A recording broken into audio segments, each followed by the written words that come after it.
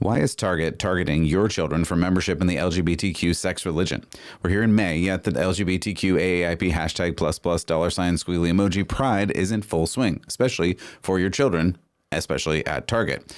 What in the world is going on here, and why is it so important that babies wear queer onesies? June is Pride Month. October is LGBT History Month. We just had International Day Against Homophobia and Transphobia. Found out that was a thing. And there are dozens of other days. There's the International Transgender Day of Visibility on March 31st. The last week of March is the LGBT Health Awareness Week.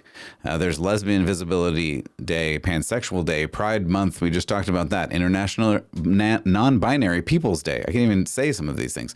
International Lesbian Day, National Coming Out Day, Spirit Day, Asexuality Awareness Week. That's a whole week in October. International Pronouns Day, and on and on and on. So many days to celebrate Pride.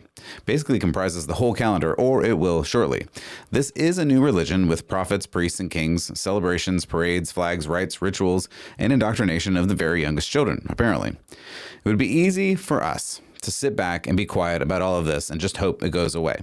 But sadly, I'm here to inform you, if you didn't already know, none of this is going away. It is advancing, it's growing, it's taking over every corner of the public space and the workspace and even some of your church spaces. Yet, all of this pride is just not biblical. While we must love people where they are, we should not lie to them that they can do whatever they want and still be holy. Romans 1, 3, 5, 6, 8, basically the whole book of Romans. We could go through. We don't have time for that today. You should read it. It might give you a better view of who God is and who we are. But no, our job as followers of Jesus is to share the light. You are the light of the world. Matthew tells us in Matthew 5, Jesus tells us in Matthew 5:14. You are the light of the world. Jesus is the light of the world, but you are also the light of the world. You're supposed to bring this light out to the dark places. So today, in current events from a Christian perspective, we look at Target as an example of this culture pushing ever more into your life and your world, and we think about what an appropriate response might be. I'm Matt Odegaard, and this is Church Public.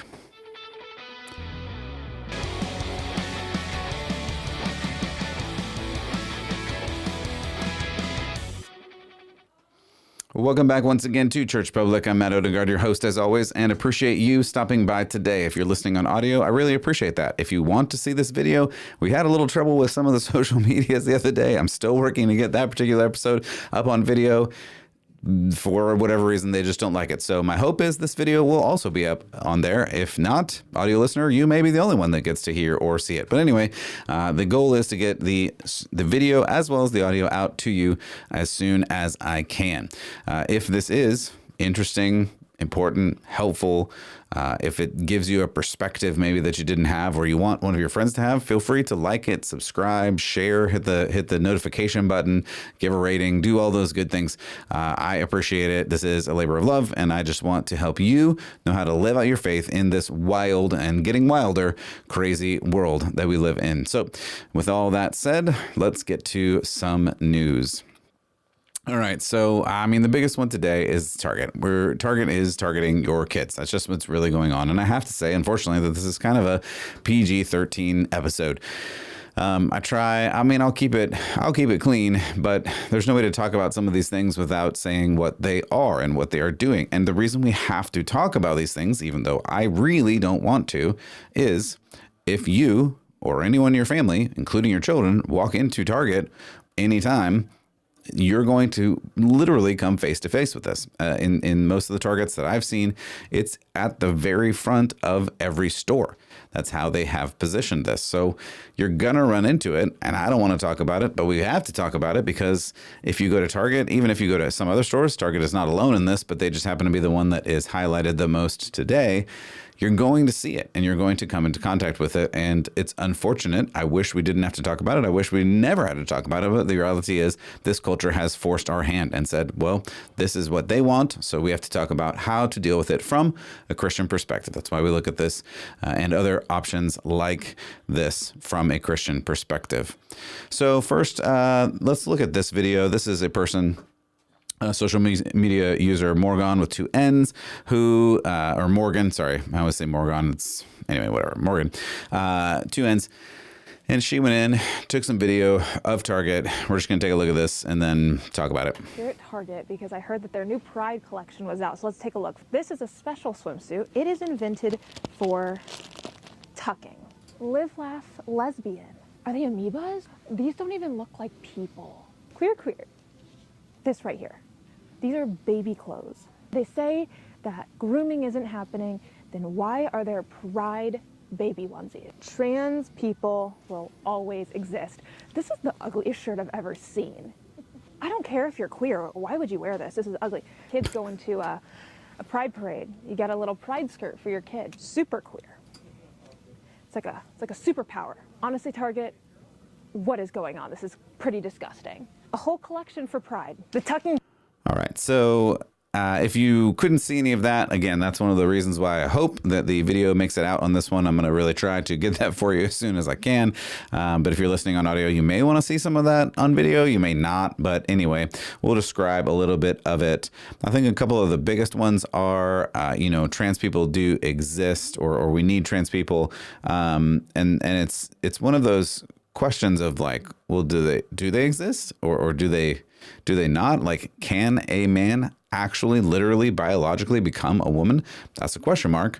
Biology would say no, but this culture is saying yes. I think a bigger one that relates to moms, dads, families is this idea that you have to have a onesie. Why do you need a onesie for a trans or queer baby? I mean, the reality is, do you need to talk about your baby's sexuality? You shouldn't, but Target and all of these other activist retailers are saying that you do. You have to talk about these things. You're not right morally if you don't talk about these things, if you don't bring awareness to it. That's the bottom line here, and that's what we keep seeing. And the reality is, we have to understand this is what they are telling you is right and good. It's right and good. It's even holy, which we'll talk about in a moment, to talk about these things, to let your children wear these things. You are righteous. You are good if you do this. If you don't, then the opposite, of course.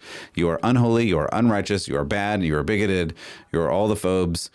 If you don't put your kids in this, or at least let other people put their kids in these things. Like, this is the moral battle that we're going through and trying to figure these things out. And of course, last week we talked about the Satanic Temple tearing up Bibles, and most people are like, people are saying, well, not everything is demonic and satanic, right? Right? Well, listen, I hate to say these things, and I'm not screaming out satanic panic or anything like that. But as we looked more into this Target thing, it turns out one of the designers of Target's clothes, especially for children in this trans world, is in fact satanic. I wish I was making these things up, but I'm just not. This is just the way that apparently our world is going. And the reality, as we talked about the other day, you can go back and listen to that episode if you haven't already, is Our Culture Satanic on churchpublic.com or any of the podcast places, iTunes, or now it's called Apple Music. I'm so old now. And Spotify and Amazon and Google Podcasts. And anyway, any of those places you can find it, is The Culture Satanic. So this UK-based brand, I think you pronounce it Abprallen. I don't know, and I don't really care. But anyway, this is where we are. So let's see. I think it is. Let's see if it's this one. Nope. I'm gonna press the wrong ones. Here we go. Abprallen. So this is their Instagram, and you see the picture of these are from their designer, Eric, a self-proclaimed gay trans man. And this, it has other things like a sweatshirt with a caduceus, and you can see the caduceus or as a rib cage right here. And they're saying they're doing a collab with Target. So there is Cure Transphobia, Not Trans People ribbon, a rainbow UFO tote that says Too Queer for Here, a pink We Belong Everywhere fanny pack. So we're going to look at a couple of those. Here's the We Belong Everywhere fanny pack. Here is a sweatshirt that says Cure Transphobia, Not Trans People. This is the caduceus. You can see it's the medical thing, right? There's a snake wrapped around a pole. It's Oh, see, I was going to launch into a story because it's interesting talking about that in terms of where it comes from in mythology. But I feel like you guys don't care that much, and I don't have time to talk about it today or the interest for you. But anyway, the mythology of these types of things are interesting. But this says cure transphobia, not trans people. So it's leaning into the whole medical idea that medicine, aka hormone blockers and hormones and all that kind of thing, plus surgeries, will cure trans people or cure. I don't know. I don't understand where this is going, but I mean, this is the idea, right? So you're curing transphobia using medicine, but not trans people. I don't know. But this is where it just falls apart for me. And logically, I just don't understand any of this. Why would you use the symbol of like medicine and science, but saying you're not curing trans people by giving them medical procedures and surgical procedures because you're saying that they're in the wrong body, so you have to cure them, but you can't cure them because that's bad, because that's transphobia. This just spins around in circles, and I don't understand the mental gymnastics anyway. So we have, what was it? Too Queer for Here with a UFO, a little tote bag flying around. That was one of the designs. And I guess let's start here. So this is the person who is designing. This is quote unquote Eric. Who is, again, if you're just listening, I will describe a bit here. It is a person with a mustache and glasses and a shirt that says Satan respects pronouns. It's very exciting. And this person is wearing devil horns because Satan. I don't know what to do here, guys. Like, this is where we are. Like, so a lot of this Target branded clothing is designed by a literal person who is satanic on purpose for the point of all of this. This is what it is.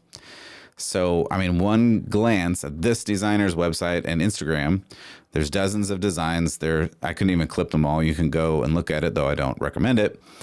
There's satanic images, there's sacrilegious images, pentagrams. If you can see here on the head of the Baphomet, which is the typical satanic skull cow thing, right? With the horns. Right in the middle is the trans symbol. If you're not familiar with that, it's the circle with the man symbol and the woman symbol, and the one that's, I guess, both. So that's the trans symbol in the middle of the head of the devil, who, as the shirt tells you, also respects pronouns. There's stickers like gay as hell. And we're going to look at, here, I've got it. I think here, a stained glass window, again, with the trans symbols in the top, and hearts and crowns and swords that say trans bodies are holy. And I talked about this the other day, and I don't want to talk about it too much again today, but this is just the complete inversion. It's the opposite of Christianity. Christianity says God is holy, and we only become holy when we deny ourselves, pick up our cross, sacrifice ourselves, because God sacrificed himself for us. Therefore, we are able to be holy through Jesus Christ and his sacrifice. You are not holy on your own because of who you are or who you are made. That's not how this whole thing works. Again, Romans 3 and 5 and 6 and 8, and even Romans 1. I could go through the whole of Romans and talk about Paul, who told us the theology of what Christianity is all about. And holiness is not because of who you are. Holiness is because of who God is. But anyway, this person, Eric, says, quote, "For me, Satan is hope, compassion, equality, and love. So naturally," this is still the quote of this person named Eric, "so naturally Satan respects pronouns. He loves all LGBT plus people. I went with a variation of Baphomet for this design, a deity who themselves is a mixture of genders, beings, ideas, and existences." I'll put this one back up. Oh, this is the shirt that he had. Mixture of genders, beings, ideas, existences. They reject binary stereotypes and expectations. It's perfect, Eric wrote. He continued, quote, being called a demon is something I can cope with, and the idea of a trans demon is pretty cool. Most of my work focuses on gothic or dark satanic imagery juxtaposed with bright colors and LGBT plus positive messages, he wrote in the caption of this post. There's so much here, and I really don't even know exactly what to do with it. There were a lot of posts about, they felt kind of violent to me, but again, that's not particularly surprising given who Satan is. I'm going to show you this one again. Let's see. This is the, I guess it's again a picture of Satan or the devil head with wings and a body. Now, I have to point this out because unfortunately some people don't understand what they're looking at here. So if you don't, and again, if you're just listening, so it's a person with a Satan cow devil head and wings, and the person is blue, and the person is a torso, and the torso is bare. Now, if you didn't notice, because if you don't understand all the things that are going on here, under the person's torso, there are two lines. Now, it looks like that would just be a male chest, but it's not.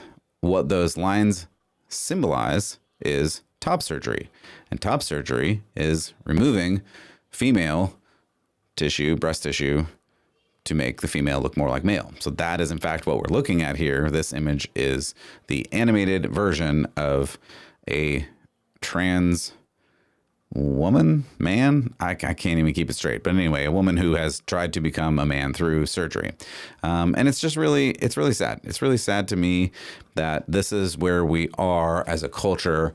And the culture is saying that you are not good in yourself. You cannot be possibly good in yourself. The only way to become good or holy, as this says, the path to holiness is not through Christ, who makes us holy. And again, I could cite so many verses that talk about that. Corinthians and Ephesians and anyway, Colossians. No, the path to holiness here is to trans yourself to become or attempt to become the other gender through hormones, medicines, surgeries. And that's the only way for you to become holy. And it's really sad. It's a really tragic perspective on this world and this culture. And where this rubber meets the road, as it were, where this hits reality for you and me and our children is, if you go into Target today, you will run into some of this artwork made by a self-confessed Satanist. And the artwork, the clothing, is for children. And this is the problem. And this is the thing that we've got to push back against and say, no, this isn't good for children. It's also not good for adults because just in point of concept, it's not good. But beyond that, it's not good for our culture because it's promoting something that is both not real physically, but not good spiritually, because you're saying that God made a mistake with you rather than saying we're all broken. Again, Romans 3, Romans 5, Romans 8. And what we need is God, through his son Jesus, to cover over who we are and turn us into, like, this is the difference, right? This culture is saying you're not perfect as you are, so you need to transform yourself into something perfect through medicines and surgeries and whatever. That's how you can become holy. God, through his son Jesus, is saying, no, you're not perfect as you are. You become perfect through the sacrifice, through who Jesus is and what he has done for you. There's actually nothing you can do to become holy on your own. There's just nothing. Through Jesus, though, we have the ability to become holy. We have the ability to be reconnected to God and to become more true in the image of who God has made us, not by external means, but by internally changing our heart from a heart of stone to a heart of flesh, as the prophet tells us. So these are the things that we have to look at. Let's go ahead and take this moment. We'll turn a little bit and turn this into some more real life. I came across a couple of stories here of celebrities, and we talk about celebrities sometimes. I am the least starstruck person probably that you know. So the only reason I bring these up is you have two examples of a celebrity who is asked a question about their faith, and you get two different answers. So I wanted to use these to illustrate what we should do, but what we sometimes are inclined to do. Sometimes that happens because of fear or shame or whatever it is. So we're going to look at two celebrities who are asked about their faith. We have Lauren Daigle and Chris Pratt. Lauren Daigle is a Christian worship artist, ostensibly. She has been around for a long time now, singing super popular Christian songs on the radio, quote unquote Christian songs. She is asked, let's see, I think I have a picture of her here. So if you don't know, this is her in a very Jacob and the Amazing Technicolor Dreamcoat kind of looking thing here. There's a lot happening here. So anyway, this is Lauren Daigle. She's very colorful in her dress. But here's what really happened. So she apparently is from Louisiana, and unfortunately, she kind of has a history of not being able to answer basic Bible questions when she's asked. I'm not going to go into them all. It doesn't matter for today, but there are several points in the past few years where she was asked a question that should just be basic Bible for any basic Christian who can answer it. And she struggled to answer things, which is weird for a person who, again, is supposed to be a Christian worship musician. 2018, she was asked by Ellen DeGeneres, who is a lesbian, right? And so Lauren Daigle was asked her view of homosexuality. Lauren Daigle answered, quote, I can't honestly answer that. And I'm going to go on with this quote, but even if you ended right there, I would scratch my head and say, how can you not answer that? Again, Bible's pretty clear. Genesis, Matthew 19 with Jesus, Corinthians. I could go on, but it's pretty clear what the Bible says. Like, it's just so clear. God created male and female. He created them to be partnered in marriage. Immorality outside of that partnership in marriage is just wrong in every instance. That's pretty much the most basic way that I can put it. But Lauren Daigle went on to say, quote, I have too many people that I love that are homosexuals. I just don't know, end quote. So her answer on what's your view on homosexuality is, I don't know. Now, there are other instances. I'm going to skip those for now and just say, so very recently, a couple of weeks ago, May 10th, she had an interview with The Guardian, and she was asked about Louisiana, her home state, and their ban on abortion. So she pled ignorance and said, well, I have no idea. This is a quote. I have no idea. I'm terrible. I know that we have a Democrat governor, but I don't know where our abortion laws are in Louisiana, end quote. And that's, again, kind of problematic. So problematic that The Guardian is very not conservative, to put it mildly. So The Guardian came back and said, there cannot be many 30-something women who can afford to remain similarly uninformed, end quote. So even The Guardian was like, hey, Lauren Daigle, you are a Christian worship music artist, and you were asked a simple question about, does your state have a ban on abortion? What do you think about it? So maybe she's ignorant. Okay, benefit of the doubt. Maybe she really didn't know what her state and her state government has as far as laws on abortion. Okay, that's quite possible. Maybe she just really has ignored all that, like many people have. I get it. I understand. However, for Christians, that's just not a great excuse, period. It's just not. Again, with homosexuality, with abortion, it's just so clear. The Bible is just so clear. I don't know. Maybe none of you in my audience, because if you're listening to me, you probably have read more of the Bible. But If you haven't, and you're listening to this going, well, the Bible is not clear on homosexuality. Well, the Bible is not clear on abortion. I don't know what to tell you. I've been over it so many times. And you can go back and listen to those episodes at churchpublic.com or any of the podcast places. But I mean, again, just starting in Genesis 1, going to Matthew 19, going to some of the verses in Corinthians, like sexual immorality obviously is not appropriate in any instance outside of marriage. That's it. I mean, period, in terms of that. And I mean, go back to the commandment that says, thou shalt not murder.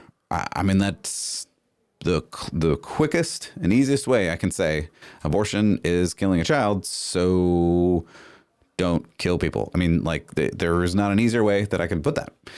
So pleading ignorance, while for her, it may actually be real. It's just not enough. I talked about this the other day in 1 Peter, we're called to give an answer for the hope that we have. We are called to give that. And the truth of God is that homosexuality is wrong, abortion is wrong. Many people just want to apparently soft sell it.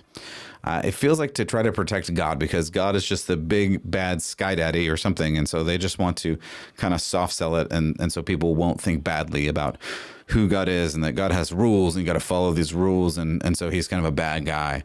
And I guess I just want to say today, God doesn't need your protection. God needs your obedience. God wants you to do the right thing, even when, maybe especially when the right thing is the hard thing. Again, thou shalt not murder, male and female who created them. We could go on and on. You just need to read the Bible and do what it says. And that's going to have a cost. And it's going to require a sacrifice from you to sacrifice yourself. As Jesus says, deny yourself, pick up your cross, follow me. If you really want to do that, if you really want to be a Christian, then you have to do something different than this culture. And the culture is probably not going to like you for that. So that leads us from Lauren Daigle to Chris Pratt. Chris Pratt has been in a bunch of Marvel movies. He's been in the Jurassic Park movies, right? And he's been back and forth. Like sometimes he says really great things about being a Christian. Sometimes he does soft settle a little bit. But I found a clip of him recently where I really like what he said. I really liked how he said it. So we're going to watch this clip and then talk about it. Let's watch. I admire you so much for being open about your faith. Oh, thank you. Do you feel like, I feel like you sometimes get for that. Do you feel like that's a hard thing? Oh, yeah, I sure do, but that's nothing new. That's nothing new, you know? If I was of this world, they would love me just like that. But as it is, I'm chosen out of this world. That's John 15, 18 through 20. It's the way it is. It ain't nothing new. 2,000 years ago, they hated him too. I seriously love that. I love him more for that. Couple things. It's exactly what we were talking about with the previous example of Lauren Daigle. She had the opportunity to use a scriptural reference from God's word, which is holy, and say, this is what God says about that issue. And you cannot like it. I cannot like it. It doesn't matter. It's who God is. Therefore, it's who I am. And I love that he not only pushes back against that and says, well, but this is what God says. And this is who I am because of who God says I am. And he even quotes the right scriptural verse, John 15, 18 through 19. Let's see. Do I have this here? I do. Neither do men light a candle. Oh, nope, that's not the right verse. Hold on. We're going to come back to that verse in a second. I want to get to that verse in a second. I don't have the verse here, but you can look it up. It is the right verse. He was right. John 15.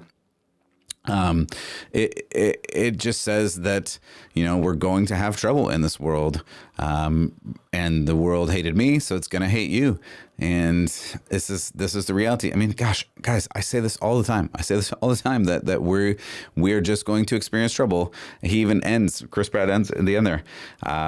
They crucified him for this. Who knows what they're going to do to me? And I feel the same way. And we all kind of should feel that way, that we just need to follow after God, and circumstances, come what may, they are what they are. This is what we do. So I'm going to end with this. All of this reminds me of this old kid song, This Little Light of Mine. This little light of mine, I'm going to let it shine. Sorry, I shouldn't sing too much, but I love this song, and I cannot tell you how long in my life I've known this song. I remember singing it maybe before I could say real words. I don't know. In the smallest of children that I was, I knew this song. I sung it in Bible school, Sunday school, every Sunday. Maybe some of you remember this song. Maybe some of you sang this song, but I believe all of this reminds me of this song, and it should. And this is a great, silly little song that has a kernel of really deep theological truth, and we need to continue to teach our kids these songs. But this little light of mine, I'm going to let it shine. And then, the fun part for kids is hide it under a bushel. No. And there were even like hand motions because you've got the candle and then you're hiding it under the bushel. And no, I'm going to let it shine. And that was the verse that I put up there. Neither do men light a candle, put it under a bushel, but on a candlestick, and it gives light to all that are in the house. I absolutely love this. And these are the kinds of things that we need to know, and we need to really teach our kids and teach ourselves and live out. But I also like the kind of next verse of this song, which is really fun. When is this little light of mine, I'm going to let it shine. And it says, don't let Satan blow it out. I'm going to let it shine. And there was the actions and fun things to that too. But I just love this. And that is back to this verse. Neither do men light a candle and put it under a bushel, but on a candlestick, and it gives light to all that are in the house. This is the temptation in Jesus' day. And it's our temptation today. Jesus told this story, Matthew 5:15, because he knew it would be a temptation for the disciples and the followers then. We have the light. We have this. And yet the cost of sharing this light, as Jesus tells us to be the light of the world, can be a great cost. This cost can really cost us all kinds of things: friends, families, jobs, all kinds of things, money. It can cost so much. This temptation in Jesus' day was there, and it is the temptation for us today. We have the opportunity to share the light of Jesus with the world, but when we share light, what happens when you turn the light on in a room, it exposes the darkness. And I'll tell you, the darkness does not like to be exposed. Reminds me of this time in Paul's journey when Jesus appoints Paul to ministry on the road to Damascus. Paul tells this story around Acts 26.